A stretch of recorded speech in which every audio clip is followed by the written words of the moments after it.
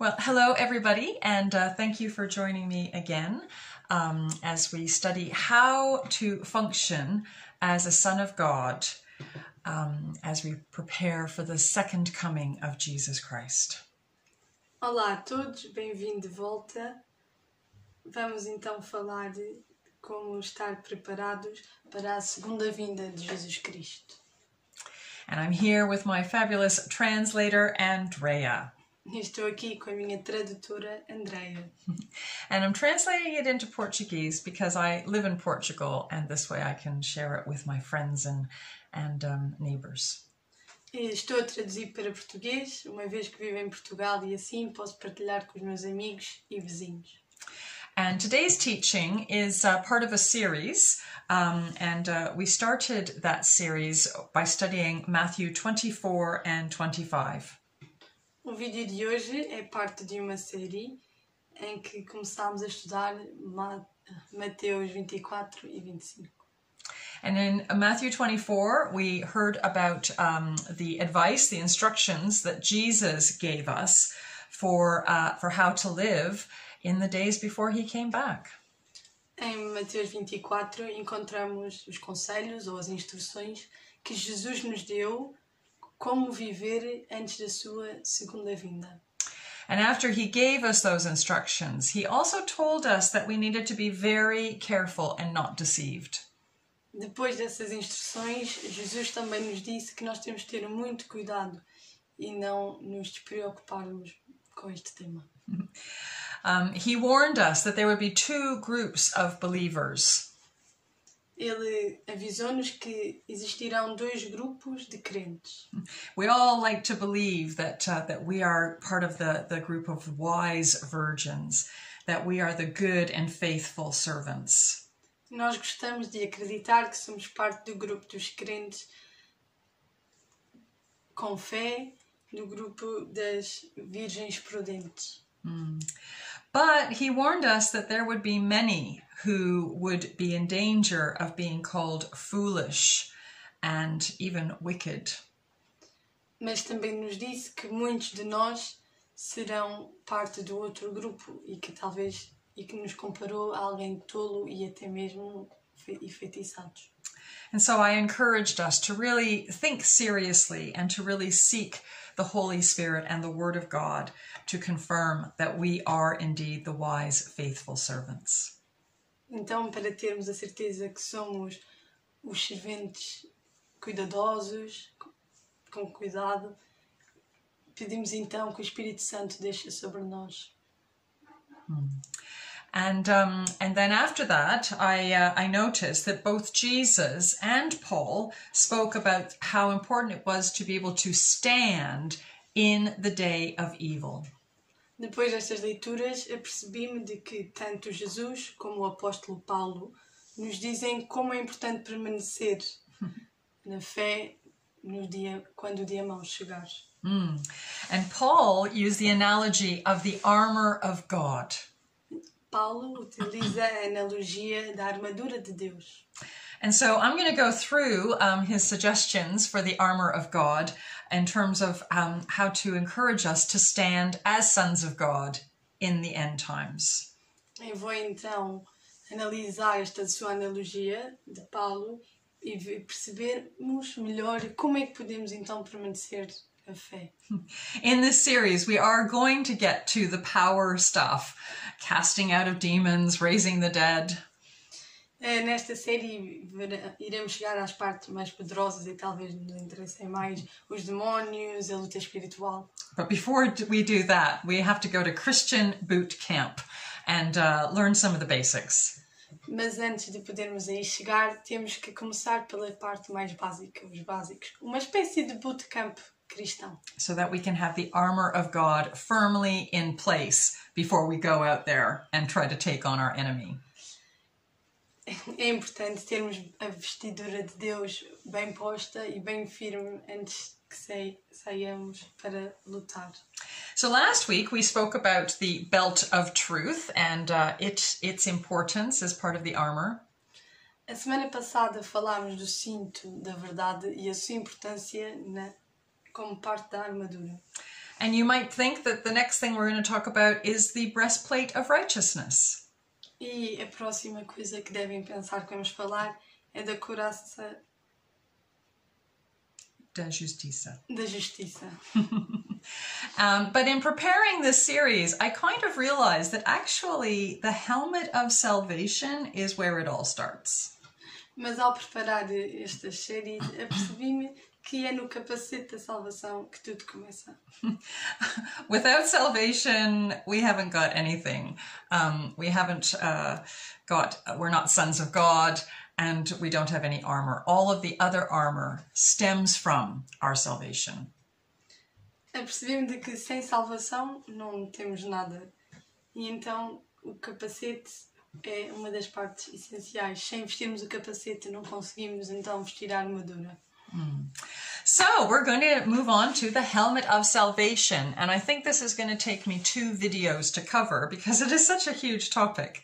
But we're going to have a good old start and see how far we get.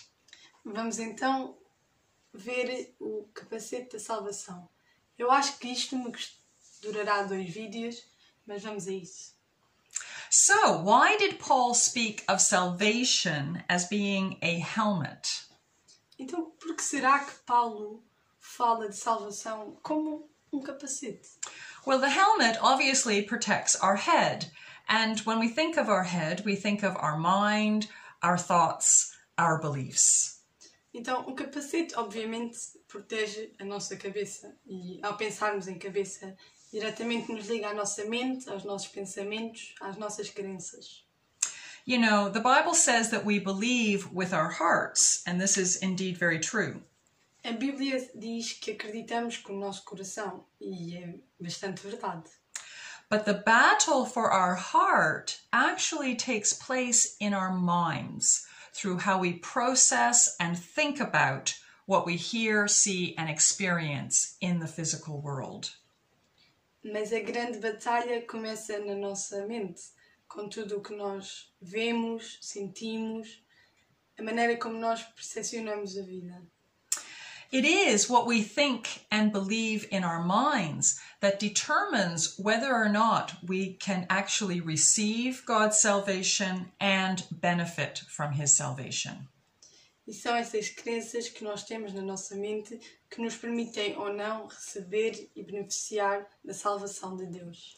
God has already done everything to save us from everything. Deus já fez tudo para nos salvar de tudo. But we have to know in our minds what we have been saved from. Mas nós temos que saber nas nossas mentes de que é que fomos salvos. We have to know in our minds how and why we are saved. Também temos que saber como e porquê que somos salvos. We have to understand with our minds how to receive that salvation. Nós temos que compreender como é que nós recebemos essa salvação. And then we receive confirmation that we are saved, and it is that point that we believe in our hearts, and then we can fully benefit from God's salvation. E aí sim, recebemos a confirmação na nossa mente de que somos salvos e só depois conseguimos completamente beneficiar dessa salvação e sentir isso em nosso coração. This is why the belt of truth and the helmet of salvation are so important. E é por isso que o cinto da verdade e o capacete da salvação são tão importantes. We must first know what the truth is, and then we must meditate on that truth and keep our thoughts focused on that truth. Primeiro devemos saber o que é verdade, mas depois devemos repensá-lo e ter nos nossos pensamentos todo esse processo. And the moment anything that comes into our minds that contradicts that truth, we must cast those lies down. E tudo o que nos possa passar pela nossa cabeça que nos desvia da verdade e da salvação, devemos afastar esses pensamentos. 2 Corinthians 10 verse 3 says, "For though we live in the world, we do not wage war as the world does. The weapons we fight with are not the weapons of the world. On the contrary, they have divine power to demolish strongholds. And those strongholds are in our minds. We demolish arguments and every pretension that sets itself up against the knowledge of God, and we take captive every thought to make it obedient to Christ. Como Coríntios 2:10 diz, pois embora vivamos como homens, não lutamos segundo os padrões humanos. As armas com as quais lutamos não são humanas, ao contrário, são poderosas em Deus para destruir fortalezas.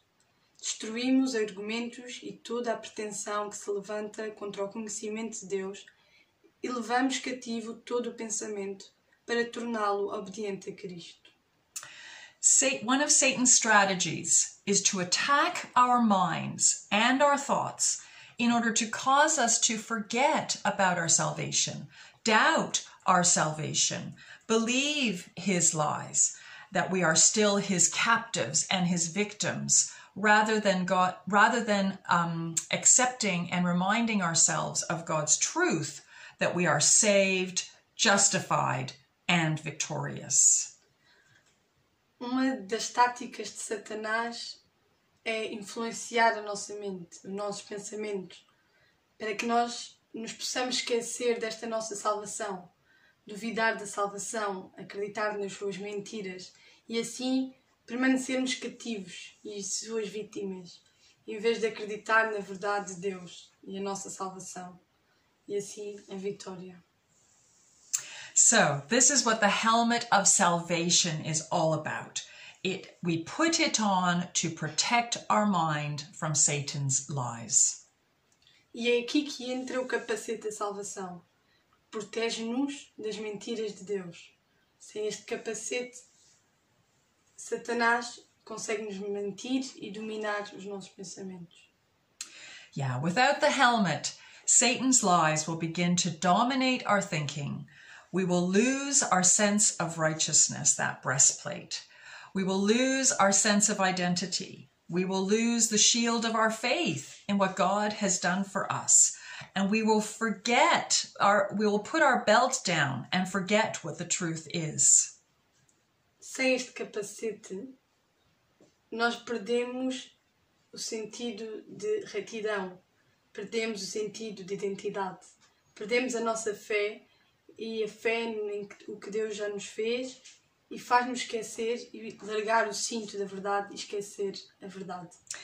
We will begin to doubt the reality that we are saved from everything, and we will lose the sense of the extent of our salvation. E assim perdemos esta realidade e a noção da salvação e perdemos a noção do quão grande é esta salvação. We will have no gospel of peace to share with others because we won't feel that peace ourselves.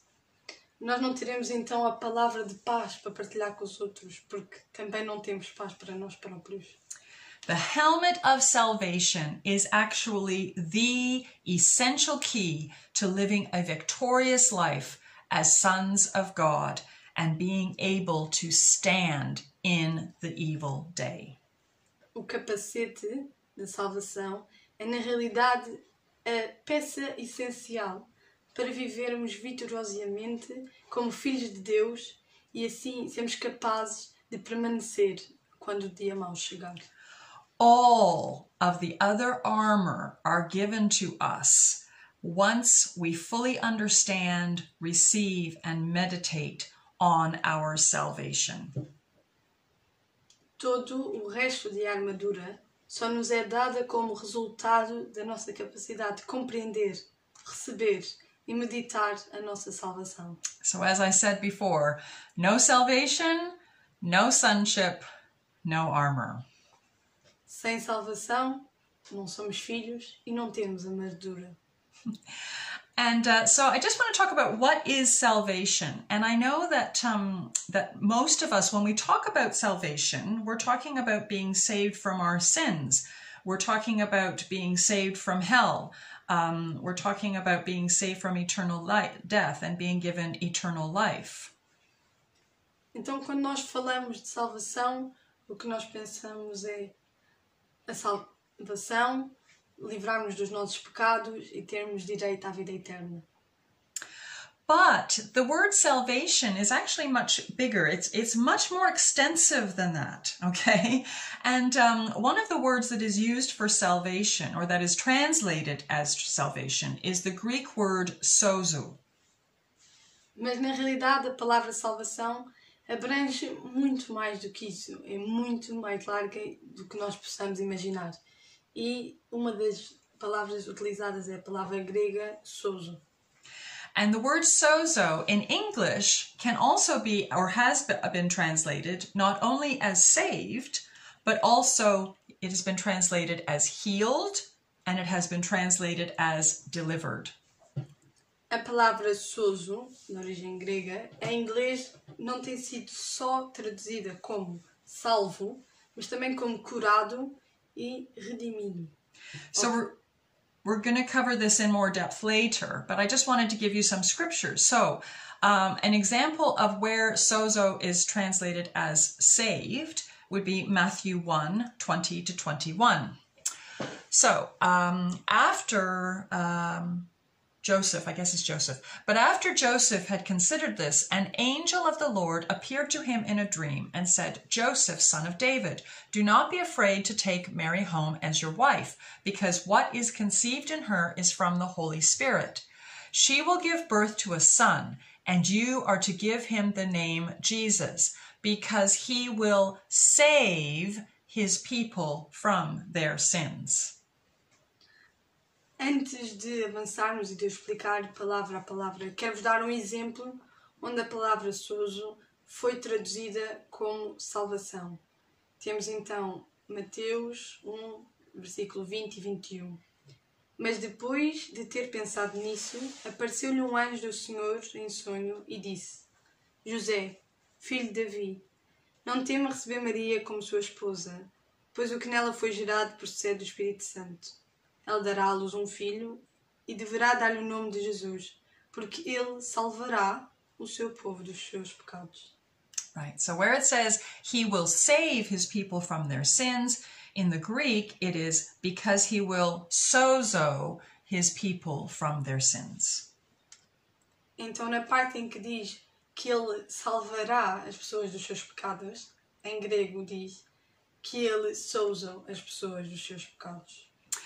So that's salvation. Great. But the same word is used in a context of healing from physical disease. So this word is used in Matthew 9, 21 to 22. And it is the sense of being made whole. Mas, por outro lado, a palavra sozo também é traduzida como cura em Mateus 9, 21, 22.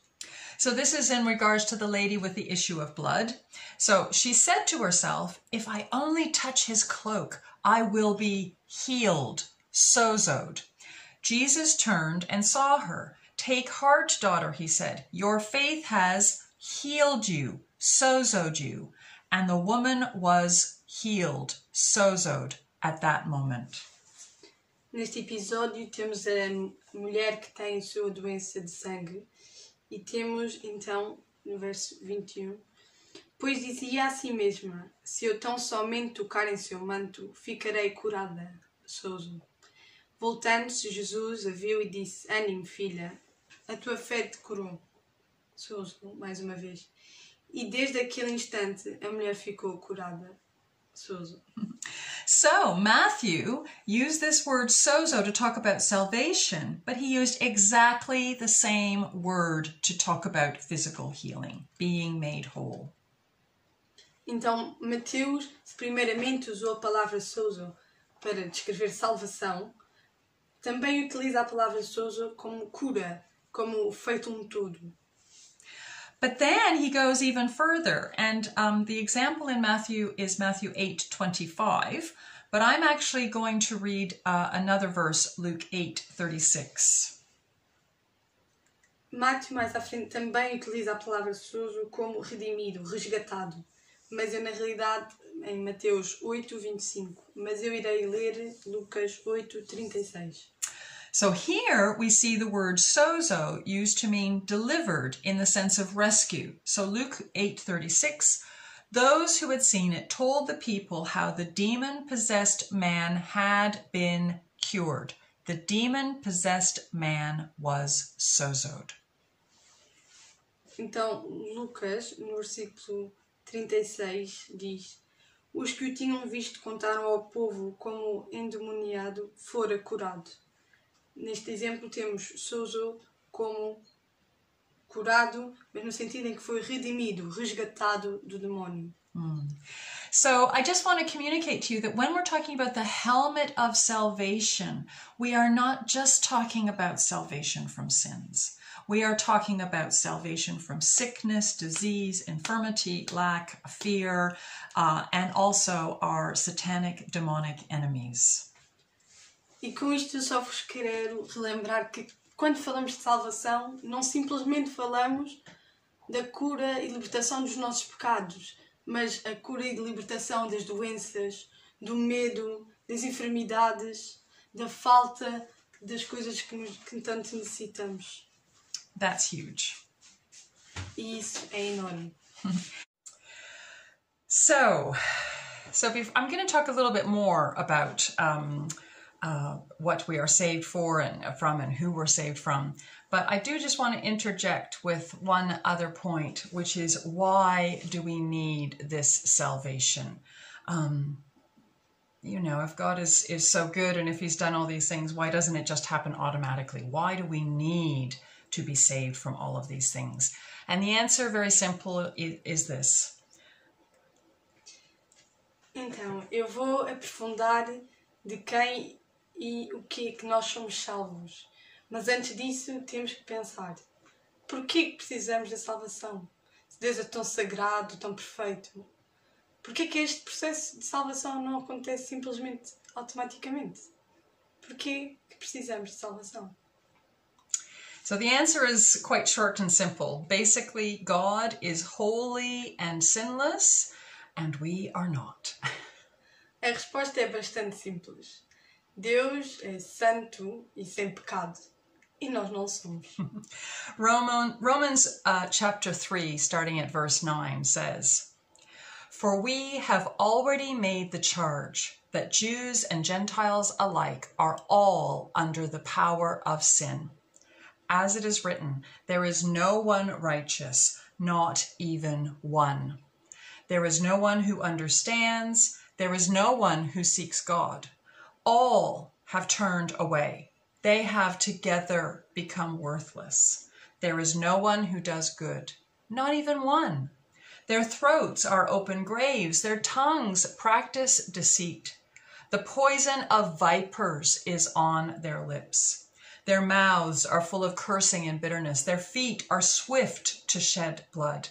Ruin and misery mark their ways, and the way of peace they do not know.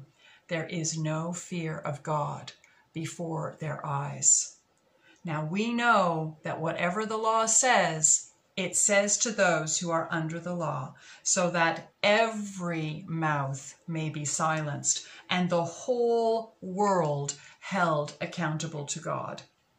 Therefore, no one will be declared righteous in God's sight by the works of the law. Rather, through the law, we become conscious of our sin. E então, citando Romanos, capítulo 3, de 9 a 20, que diz assim: que concluiremos então? Estamos em posição de vantagem? Não. Já demonstramos que tanto judeus quanto gentios estão debaixo do pecado. Como está escrito, não há nenhum justo, nem um sequer. Não há ninguém que entenda, ninguém que busca Deus. Todos se desviaram, tornaram-se juntamente inúteis. Não há ninguém que faça o bem, não há nem um sequer. Sua garganta é um túmulo aberto, com a língua enganam. Veneno de víbora está em seus lábios. Sua boca está cheia de maldição e amargura. Seus pés são ágeis para derramar sangue. ruína e desgraça marcam os seus caminhos, e não conhecem o caminho da paz. Aos seus olhos é inútil temer a Deus. Sabemos que tudo o que a lei diz, o diz àqueles que estão abaixo dela, para que toda a boca se cale e o mundo todo esteja sob o juízo de Deus. Portanto, ninguém será declarado justo diante dele, baseando-se na obediência à lei, pois é mediante a lei que nos tornamos plenamente conscientes do pecado. This verse makes it very clear that no matter how much we try or how good our intentions, every single one of us is sinful and has a sinful nature. E esta passagem é bastante clara. Não importa as boas intenções, fazer tudo assim, porque nós temos pecado. Nós nascemos com o pecado. And God is holy, and a holy God needs to deal with our sin. E Deus é sagrado. E este Deus sagrado tem que lidar com os nossos pecados. And it is our sin that we need salvation from, and it is our sin that opens the door to sickness and gives the enemy reign in our lives. E é pelo pecado que o demónio entra nas nossas vidas. E é por ele que nos desviamos do caminho do Senhor. So, the very first thing that we need, and the very first person that we need to be saved from, is actually God. The very first thing that we need salvation from is from God and from His wrath. Então, a primeira pessoa de quem nós precisamos de salvação, na realidade, é Deus. Deus e a sua ira. Ephesians 2, verse 1. As for you, you were dead in your transgressions and sins, in which you used to live when you followed the ways of this world and of the ruler of the kingdom of the air, the Spirit who is now at work in those who are disobedient. All of us lived among them at one time, gratifying the cravings of our flesh and following its desires and thoughts. Like the rest, we were, by nature, deserving of wrath. Passo então a citar Efésios 2.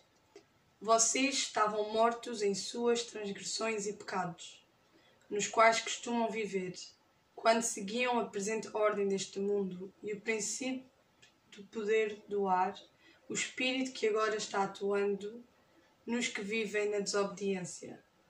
Anteriormente, todos nós também vivíamos entre eles, satisfazendo as vontades da nossa carne, seguindo os seus desejos e pensamentos. Como os outros, éramos por natureza merecedores da ira. But the good news is, as 1 Thessalonians 5, chapter 5, verse 9 and to 11 tell us, so that's 1 Thessalonians 5, verse 9 to 11, for God did not appoint us to suffer wrath, but to receive salvation through our Lord Jesus Christ. He died for us, so that whether we are awake or asleep, we may live together with him. Therefore, encourage one another and build each other up, just as in fact you are doing. Mas não vos preocupeis, porque como diz no livro Tessalonicenses 1, nós, porém, que somos do dia, sejamos sóbrios, vestindo a couraça da fé e do amor e o capacete da esperança da salvação. Porque Deus não nos destinou para a ira, mas para recebermos a salvação por meio de nosso Senhor Jesus Cristo. Ele morreu por nós para que, quer estejamos acordados, quer dormindo, vivamos unidos a Ele. Por isso, exortem-se e edifiquem-se uns aos outros, como de facto vocês estão fazendo. So hallelujah, that because of God's love for us, we can be saved from his wrath and receive salvation from our sins. But the other things come from the curse So the other thing that we are saved from is the curse of death. And the curse of death was spoken over mankind in Genesis 2, starting at verse 16.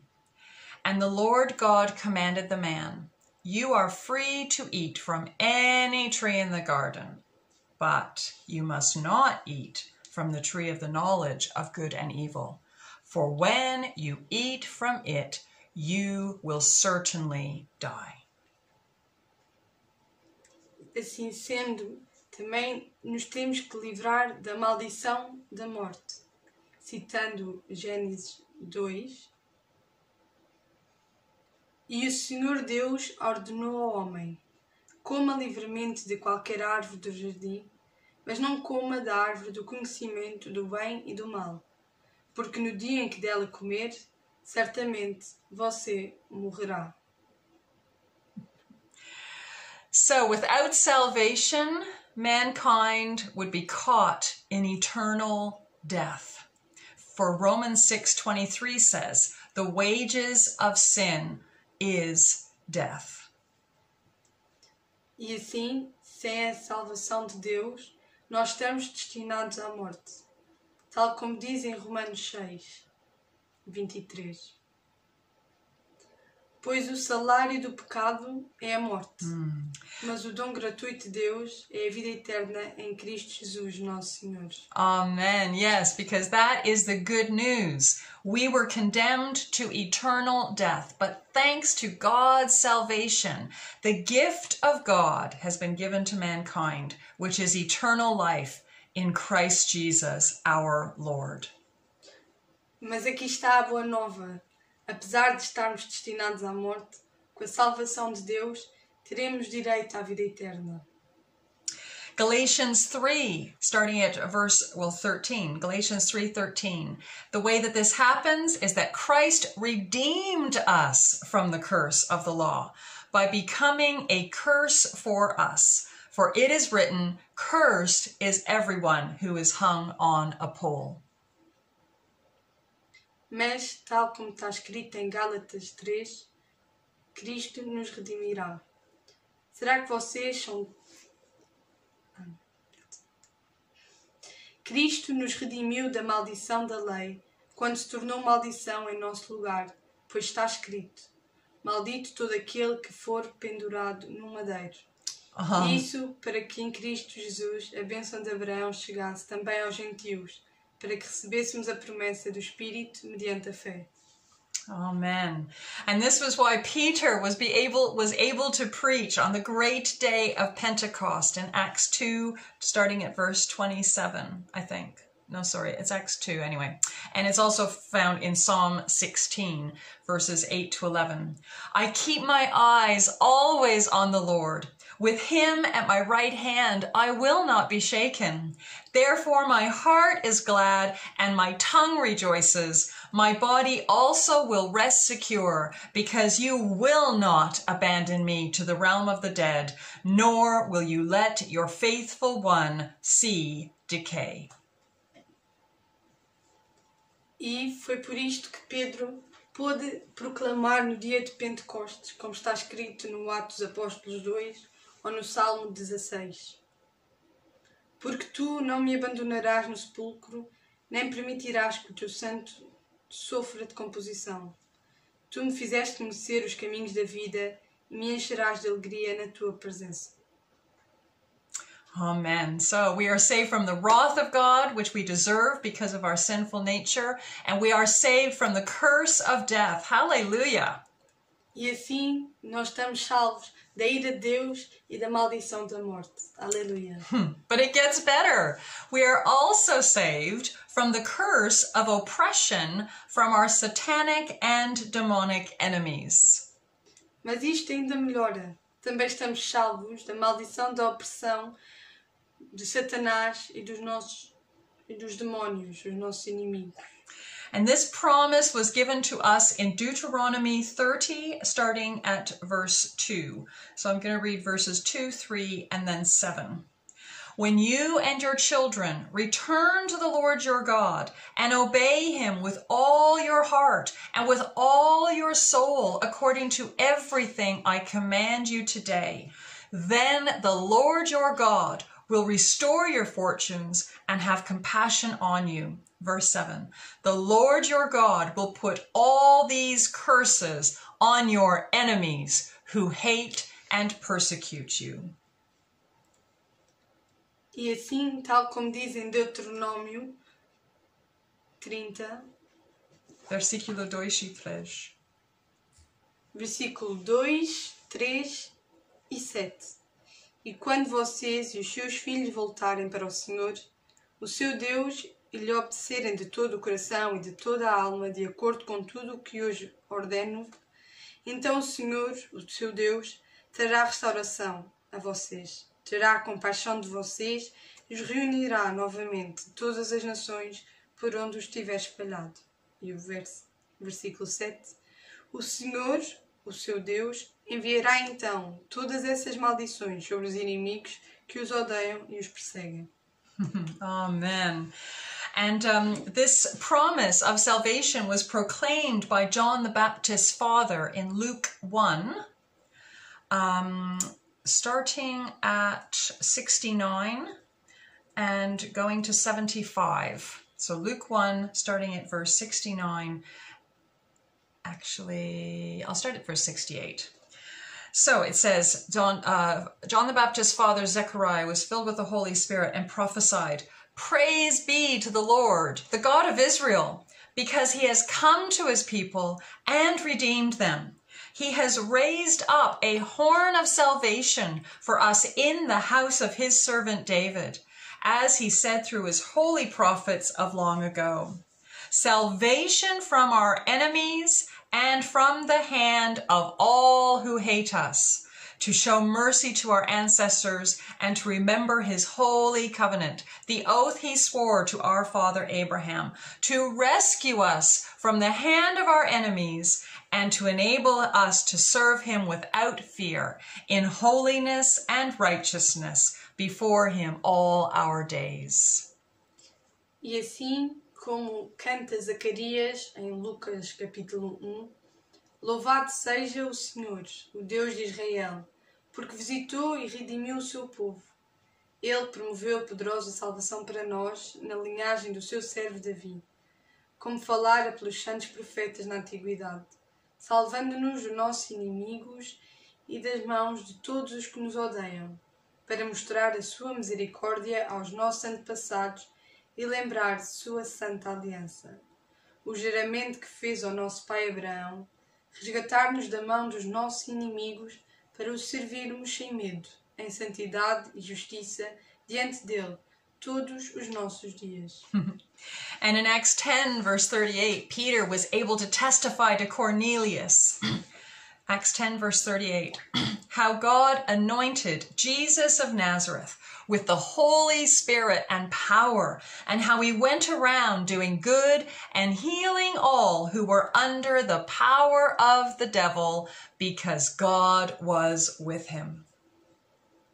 E como Pedro anuncia no Atos dos Apóstolos 10, como Deus ungiu Jesus de Nazaré com o seu Espírito Santo e poder, e como ele andou por toda a parte fazendo o bem e curando todos os oprimidos pelo diabo, porque Deus estava com ele. And Matthew recorded in chapter 8, verse 16 and 17, when evening came, many who were demon-possessed were brought to him, and he drove out the spirits with a word and healed all who were ill. This was to fulfill what was spoken through the prophet Isaiah. He took up our infirmities and bore our diseases. E como Mateus também refere no capítulo 8, versículos 16 e 17, ao anoitecer foram trazidos a eles muitos endemoniados, e ele expulsou os espíritos com uma palavra e curou todos os doentes. E assim se cumpriu o que fora dito pelo profeta Isaías. Ele tomou sobre si as nossas enfermidades e sobre si levou as nossas doenças. There may be times in your life where it seems like the enemy is overwhelming you, like he holds all of the cards. Haverá provavelmente alturas na vossa vida em que sintam que o inimigo é o dono da vossa vida, tem o baralho na mão. But that is not true. The reality is thanks to Jesus Christ, you are completely saved from all satanic and demonic oppression. Mas isso não é verdade, pois graças a Jesus Cristo estamos livres de Satanás e das possessões demoníacas. And it's this knowledge that we must meditate on, remember, remind ourselves, and verbalize as an act of putting on the helmet of salvation. E é isto que nós devemos estar bem cientes, devemos refletir, pensar sobre o assunto, verbalizá-lo. E ao fazendo isto, estamos a vestir o capacete da salvação.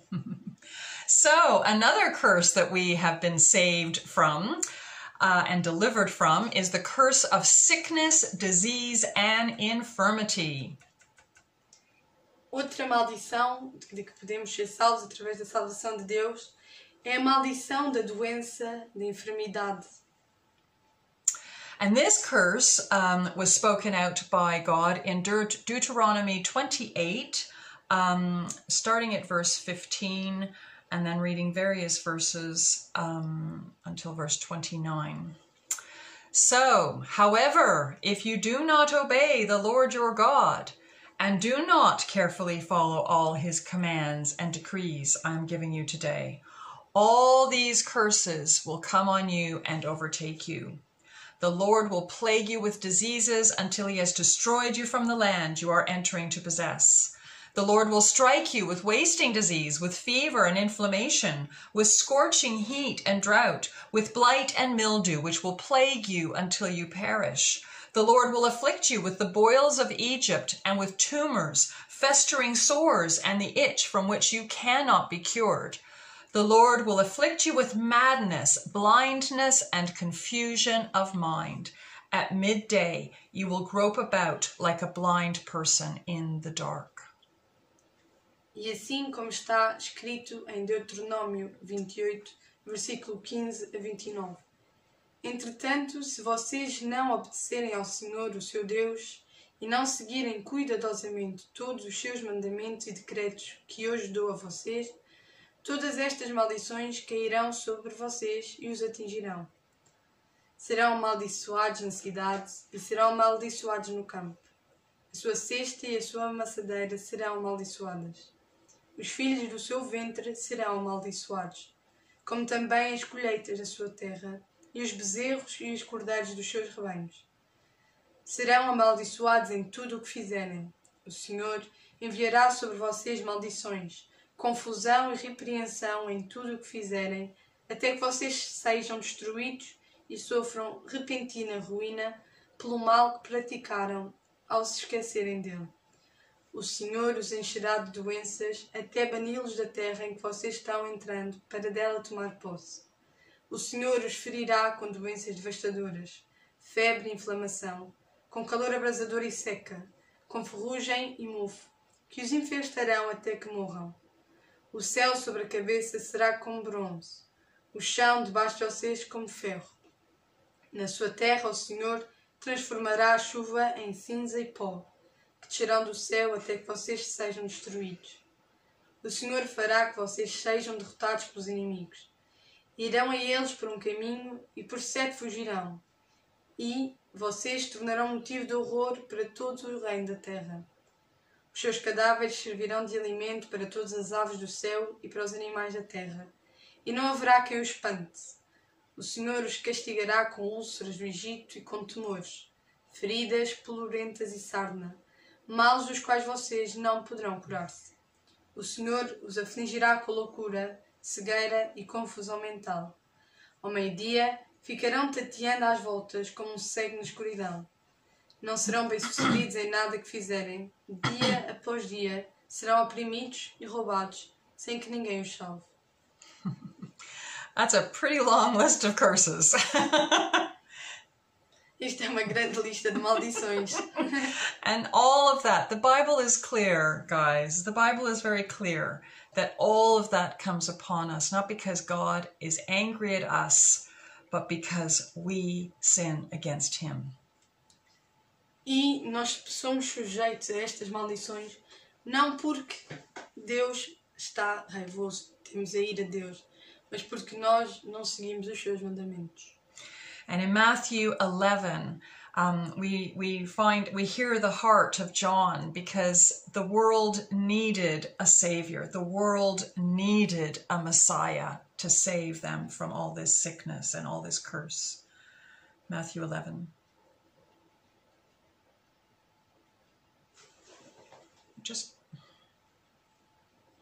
E como Mateus, no capítulo 11, diz, João, ao ouvir na prisão o que Cristo estava fazendo, enviou aos seus discípulos para lhe perguntarem: És tu aquele que haveria de vir, ou devemos esperar por outro?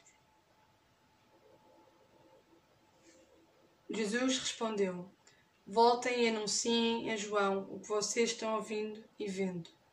Os cegos veem, os aleijados andam, os leprosos são purificados, os surdos ouvem, os mortos são ressuscitados, e as boas novas são pregadas aos pobres. E feliz é aquele que não se escandaliza por minha causa. As I said, the world needed a Messiah. The world needed a Savior. Como eu disse, o mundo precisava de um Messias. O mundo precisava de um Salvador. And this is why John cried out in prison. When he heard about the deeds of the Messiah, he sent his disciples to ask him, "Are you the one who is to come? Or should we expect someone else?" He was like, "Please be the one." Jesus replied, "Go back and report to John what you hear and see. The blind receive their sight. The lame walk. Those who have leprosy are cleansed. The deaf hear, the dead are raised, and the good news is proclaimed to the poor." Jesus was going through the countryside, demonstrating that the curse that had been proclaimed by his Father was now dealt with. E é por isto que, quando João estava na prisão, chorava e só pensava: por favor, que seja este o Salvador. E é aí que Jesus responde: vão, voltem e digam a João que os cegos veem, os aleijados andam, os leprosos são purificados, os surdos ouvem, os mortos são ressuscitados e as boas novas são pregadas aos pobres. Jesus andava pelo campo espalhando esta boa nova, a sua mensagem. Before Jesus showed up, there was sickness, disease, infirmity, and no solution. Antes de Jesus chegar, havia doença, enfermidade, não havia solução. And this is why when he showed up, people were jumping up and down for joy and coming from miles. E é por isso que quando ele chegou, as pessoas gritavam de alegria e andavam quilómetros para o verem. And we read in Matthew 4, verse 23 and 24, Jesus went throughout Galilee, teaching in their synagogues, proclaiming the good news of the kingdom, and healing every disease and illness among the people. News about him spread all over Syria, and people brought to him all who were ill with various diseases, those suffering pain, the demon-possessed, those having seizures, and the paralyzed, and he healed them. E é por isso que no capítulo 4 de Mateus podemos ler: Jesus foi por toda a Galileia, ensinando nas sinagogas deles, pregando as boas novas do reino e curando todas as enfermidades e doenças entre o povo. Notícias sobre ele se espalhavam por toda a Síria, e o povo lhe trouxe todos os que sofriam de vários males e tormentos, endemoniados, loucos e paralíticos, e ele os curou. God is no respecter of persons. Deus não discrimina as pessoas. Jesus didn't make anybody jump through a hoop in order to be healed. Jesus não fez ninguém avançar sobre os seus obstáculos para ser curados. If anybody came to him, he healed them. Se alguém chegasse a ele e pedisse, ele o salvaria. He demonstrated that the curse of sickness, disease, and infirmity was completely dealt with. Assim, Jesus demonstrou que a maldição da doença e da enfermidade estava completamente ultrapassada pela salvação. And that is just as true for you as it was for every single one of those people that came to him in faith. E isto é tão verdade para ti como para todas as pessoas que foram até ele com fé e lhe pediram. I encourage you that if you are suffering or struggling with any sickness, any disease, any infirmity, that you find the verses in the Bible that demonstrate that Jesus has healed everybody, that you are healed, and meditate on those words. E se estás passando por algum momento de doença, enfermidade, dificuldade, eu recomendo que leias estas passagens onde vemos que Jesus salva e cura toda a gente. E reflete sobre isso. Because you are saved, you are healed, and you are delivered. Porque tu estás salvo, tu estás curado e tu estás resgatado do mal. Amen. And there's just two more curses that I just want to deal with. Another curse that we've been saved from is the curse of fear. Só há mais duas maldições que vou querer mencionar. E a próxima é a maldição do medo.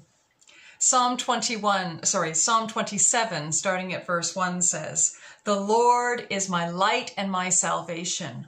Whom shall I fear? The Lord is the stronghold of my life. Of whom shall I be afraid? When the wicked advance against me to devour me, it is my enemies and my foes who will stumble and fall. Though an army besiege me, my heart will not fear. Though war break out against me, even then I will be confident." E assim como canta o salmista no Salmo 27, o Senhor é a minha luz e a minha salvação. De quem terei temor? O Senhor é o meu forte refúgio. De quem terei medo? Quando homens maus avançarem contra mim para destruir-me, eles, meus inimigos e meus adversários, é que tropeçarão e cairão. Ainda que um exército se acampe contra mim, meu coração não temerá. Ainda que se declare guerra contra mim, mesmo assim estarei confiante. These are the words of a person who has their helmet of salvation firmly in place. Isto são as palavras, o cântico de alguém que tem o capacete de salvação bem posto e bem firme. The words of somebody who had received a revelation in advance of Jesus Christ. São as palavras de alguém que teve uma revelação de Jesus Cristo. The same Jesus who told his disciples in John 14, verse 27, "Peace I leave with you, my peace I give you. I do not give you as the world gives. Do not let your hearts be troubled, and do not be afraid." São palavras que também podemos ler em João, capítulo 14, versículo 27. Deixa paz a vocês, a minha paz vos dou. Não a dou como o mundo a dá. Não se perturbe o seu coração, nem tenham medo. This whole series is about how to survive the end times, how to live as a son of God in the days until Jesus returns. And, you know, the Bible is pretty clear that lots of really difficult times are going to come. It talks about the saints being beheaded. It talks about the enemy making war with the saints. It talks about all sorts of environmental things going on where the planet is basically self-destructing. You know, lots of scary things. And the point of this is that to be a son of God in those days is to not fear. We need to have that helmet of salvation on that says, "The Lord is my light and my salvation. Whom shall I fear? What shall I fear?"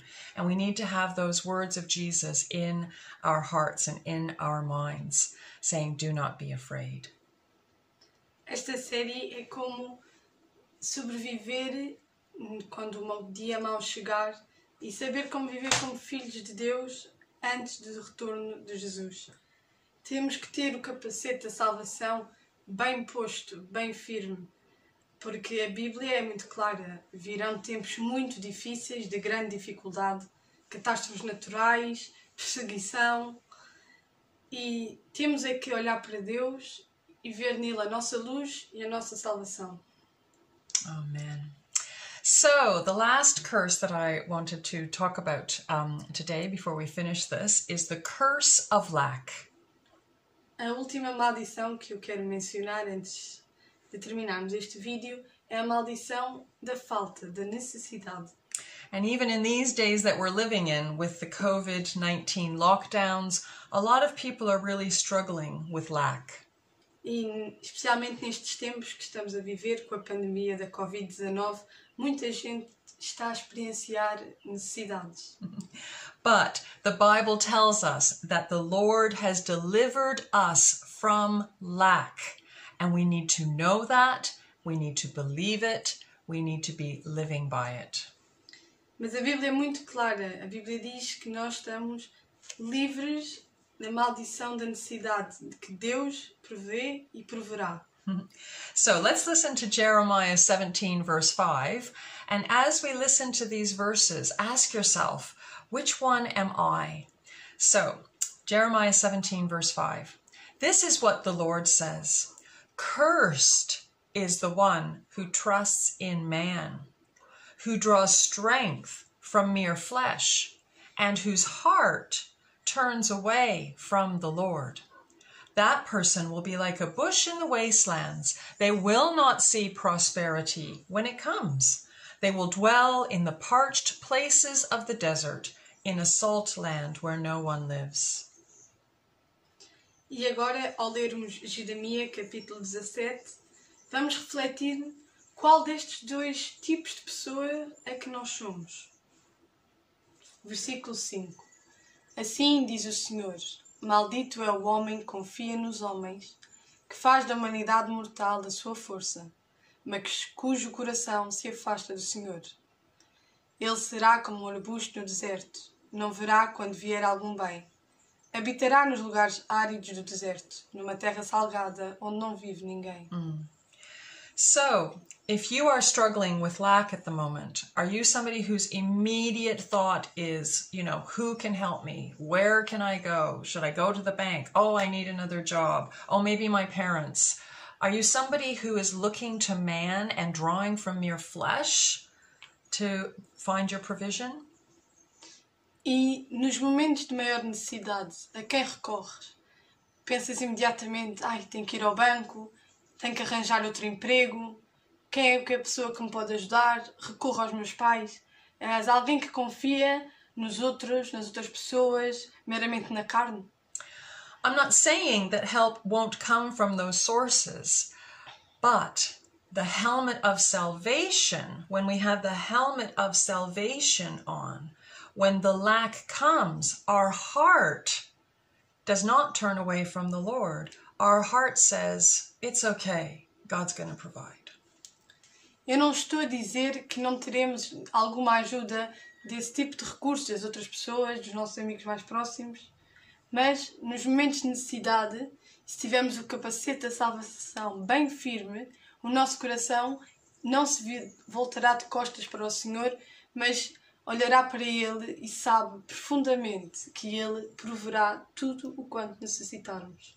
Because verse 7 of Jeremiah 17 goes on, but blessed is the one who trusts in the Lord, whose confidence is in Him. They will be like a tree planted by the water that sends out its roots by the stream. It does not fear when heat comes. Its leaves are always green. It has no worries in a year of drought and never fails to bear fruit. Mas como o capítulo 17 de Jeremias continua no versículo 7. Mas bendito é o homem cuja confiança está no Senhor, cuja confiança nele está. Ele será como uma árvore plantada junto às águas e que estende as suas raízes para o ribeiro. Ele não temerá quando chegar o calor, porque as suas folhas estarão sempre verdes. Não ficará ansiosa no ano da seca, nem deixará de dar fruto. Jesus told us, he said, do not worry, do not be anxious, for your Father knows what you need. Jesus disse-nos, não se preocupem, não fiquem ansiosas ou ansiosos, porque Deus sabe exatamente o que precisas. If the Father can feed the birds of the air, then he will feed you. Do not worry about what you will wear or what you will eat or what you will drink. Se Deus se preocupa com os pássaros que voam, com os lírios do campo, muito mais se preocupará contigo. Por isso não te preocupes se não tens que vestir, de comer ou de beber. Ele providenciará. So, in the times of difficulty that are coming, when there might be lack, you know, you might lose your job. You might not be able to go to supermarkets and buy things. E nos tempos de necessidade que virão, nós viveremos tempos difíceis. Talvez não teremos trabalho, não possamos ir ao supermercado comprar as coisas que precisamos. But God wants you to have that helmet of salvation firmly in your mind, firmly in place, so that when those times come, you can just meditate on His goodness and trust in His provision. Mas Deus quer que tenhamos o capacete da salvação bem posto, bem firme, que dentro da nossa cabeça, dos nossos pensamentos e do nosso coração, saibamos que podemos contar sempre com Ele. So I hope you've been blessed by this teaching. I hope that you have seen that the helmet of salvation isn't just about being saved from the wrath of God. Espero que este vídeo vos tenha ajudado e que vos tenha ajudado também a perceber que a salvação não é simplesmente não nos salva da ira de Deus. It's about being saved from death. It's about being saved from sickness, disease, and infirmity. É sobre sermos salvos da morte, sobre sermos salvos da doença, da enfermidade. It's about being saved from the attacks of the enemy and his lies and his accusations.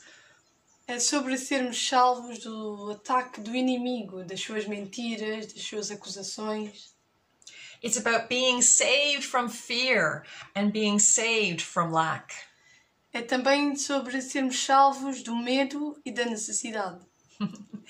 And when difficult times come, if we have that helmet in place, then our very first thought will be about the Word of God and knowing that He will fulfill that Word. E assim, quando o tempo de necessidade chegar, saberemos profundamente no nosso pensamento e no nosso coração que Deus estará lá para nós e providenciará tudo quanto necessitarmos. Days of great tribulation are coming, but Psalm 37 verse 39 tells us this: the salvation of the righteous comes from the Lord. It doesn't come from anybody else. The salvation of the righteous comes from the Lord. He is their stronghold in time of trouble. Psalm 37, verse 39. E assim como canta o Salmo 37, no versículo 39. Do Senhor vem a salvação dos justos. Ele é a sua fortaleza na hora da adversidade. So just to repeat, salvation only comes from the Lord. Para relembrar, a salvação só vem do Senhor. So thank you very much for today, and I hope that that's really blessed you. So now that we've been talking about what salvation offers us and what the helmet of salvation is all about, next time we're going to talking about why is this salvation offered to us, who is able to offer it and why, and what else are we talking about? Just looking at my notes. What we gain through it. Can we earn it? How does God prove to us that we are saved? And what exactly is it that we have to do to be saved? So please join me at the next video and we'll find out all about how to receive this wonderful salvation. Espero imensamente que este vídeo vos tenha abençoado e que tenham pensado e refletido sobre o capacete da salvação, uma vez que já percebemos o que é o capacete da salvação, para que serve e de que é que nos salva. No próximo episódio vamos então explorar porque que a salvação nos é oferecida, quem é que nos oferece e porquê é que nos oferece, e qual é a evidência que Deus nos dá de que vamos ter mesmo esta salvação. And how can we receive it? E como é que podemos ser merecedores desta salvação. Amen. So thank you very much. Have a blessed day and we'll see you next time. And thank you very much, Andrea. Muito obrigada e espero vos ver no próximo vídeo.